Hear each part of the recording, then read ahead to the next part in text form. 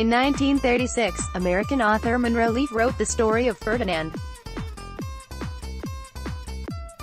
The title character, a young bull living in the Spanish countryside, was different from the other bulls. He didn't join the frenzy when the recruiters for the bullfight in Madrid came to the farm and instead kept sitting under a cork tree watching the spectacle from afar. Ferdinand kept minding his own business while the rest was competing for attention. Bill Belichick is Ferdinand. The story is the same every year. The rest of the NFL is scrambling to get the biggest names to enter the open market, while Belichick and his New England Patriots are sitting back. Seemingly inactive, they let teams outbid themselves for the upper echelon of players while they make minor moves, a re-signing here, a low-level trade there.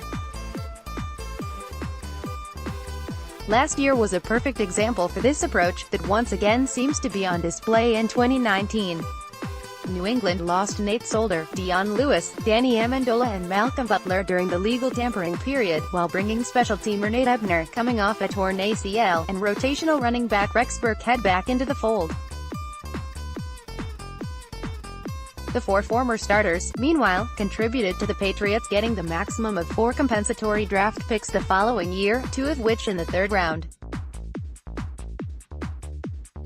Only when the first wave of free agency started to die down a bit did the Patriots pick up speed. They signed Adrian Claiborne, and swung trades for Jason McCourty, Danny Shelton and Cordarrelle Patterson. And while New England did not acquire the same big names like other teams, they made cost-effective moves to bolster their roster's depth by bringing in seasoned players to give them flexibility heading into draft season. So far this year, it appears as if the Patriots, who, by the way, won the Super Bowl last year despite all their big-name departures, are taking the same route down the free agency rabbit hole.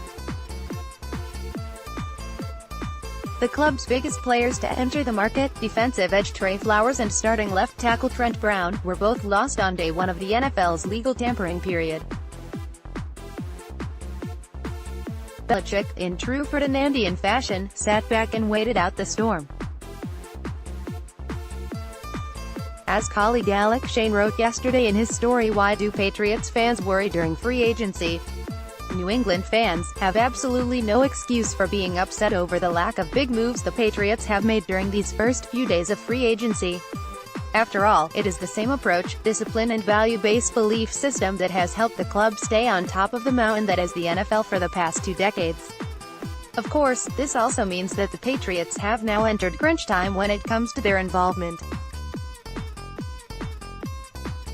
With the first wave of free agency over, now is the phase during which Belichick and company throw their proverbial hat into the ring. The first sign of this has already been on display. New England signed a total of 5 players on Thursday in Bruce Ellington, Maurice Harris, Terrence Brooks, Mike Pennell and Matt Lacosi. Slowly but steadily, they are looking for the high-value players, the Jason McCourtys, the Lawrence Guys, the Trent Browns, men who became available for one reason or the other and entered New England with little expectation before turning into starting-caliber players. For the first 3.5 days, the Patriots sat back and let other teams dictate prices and headlines, but make no mistake, they knew their time would come.